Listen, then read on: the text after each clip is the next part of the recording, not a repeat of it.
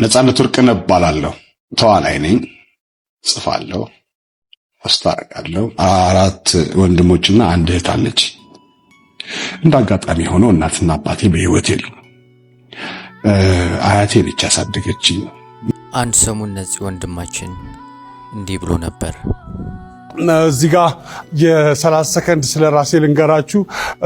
በተሰማችሁ ስሜት ሰዎች ብዙ ሰዎች ደውላችሁልኝ ነበረ። አመሰግናለሁ። ስለኔ ጤንነት ስለተጨነቃችሁ፣ ስለ ሞቴም ያወጃችሁ አላችሁ በቲክቶክ እና በፌስቡክ። እኔ እዚህ ሳገለግላችሁ እኔ ነኝ። ለቤተሰብ ግን ደግሞ በጣም አስፈላጊ ሰው ነኝ። እናንተ ለቤተሰባችሁ እንደምታስፈልጉት ሁሉ ማለት ነው። ስለዚህ የምትጽፉትን ጽሑፍ አስቸጋሪ ሊሆን ስለሚችል ጥንቃቄ አድርጉ። ነዚህ ወንድማችን ለኛስ አታስፈልገንምን? እጅግ አስፈላጊያችን ነበርክ ወንድሜ።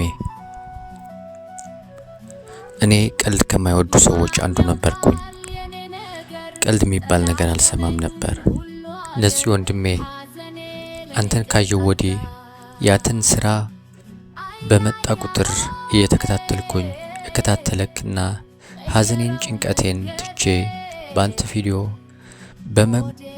በመመልከት ጽናናና እደነቅ ነበር ወንድሜ። ታዲያ ለኔ አታስፈልገኝምን? ልጠይቅህ፣ መልስ ካለ ንገረኝ። ታስፈልገኝ ነበር። እንዲሁ አርፍ ብለህ ትንሽ እንዲሻለህ ብትሞክር እያልኩኝ ይህንን የልቤን ሐዘን አንተ ባትሰማውም በጽሑፍ ልገልጽልክ እወዳለሁ። ነዚህ ወንድሜ ሰላም እረፍት ይሁንልህ። ጽናት ለወዳጅ ዘመድ አሜን። ድሮ ልጅ ያለው አባቴ ሁልጊዜ እሱን ፊልም ነበር የሚከፍተው። ሁልጊዜ ማለት ይቻላል እና ሌላ መዝናኛም ስለሌለ ሊሆን ይችላል፣ ግን ሁልጊዜ ነበር የሚከፈተው እና ከሚገርመው ግን እንደ ዛሬም ቲክቶክ ምናምን ስለሌለ ይመስለኛል፣ ግን በየጊዜው በተከፈተ ቁጥር ቀልዶቹን እያየን በየጊዜው ነበር የምንስቀው። በየጊዜው ይገርማል። ማመን ይከብዳል።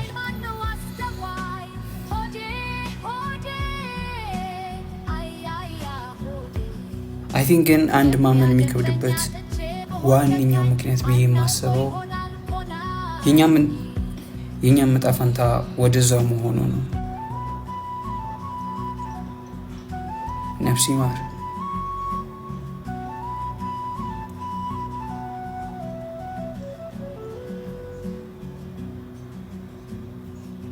ነፍስ ይማር ብያለሁ። ጠቅላይ ሚኒስትር አብይ አህመድ በተወዳጁ አርቲስት ነፃነት ወርቅነህ ድንገተኛ እረፍት የተሰማቸው ጥልቅ ሐዘን ገልጸዋል። ጠቅላይ ሚኒስትሩ ባስተላለፉት የሐዘን መልእክትም አርቲስት ነፃነት ወርቅነህ በተለይም በታላቁ የህዳሴ ግድብ ላይ በተዘጋጀው የ2016 አዲስ ዓመት የመቀበያ መርሃ ግብር ላይ የነበረውን ጉልህ ተሳትፎ በአድናቆት አስታውሰዋል። ነፃነት ሁላችንም አዲሱን ዓመት በደስታ እንድንቀበል ካደረገው አስተዋጽኦ ባሻገርም በብሔራዊ ሁነቶች ላይ የነበረው ሚና ሁሌም ይታወሳል ሲሉ እንግዲህ ጠቅላይ ሚኒስትሩ መልእክታቸው አስተላልፈዋል። ጠቅላይ ሚኒስትሩ ለአርቲስቱ ቤተሰቦች፣ ለወዳጆቹ፣ ለአድናቂዎቹ በሙሉ መጽናናትንም ተመኝተዋል። በቃ ህይወት ይህች ናት።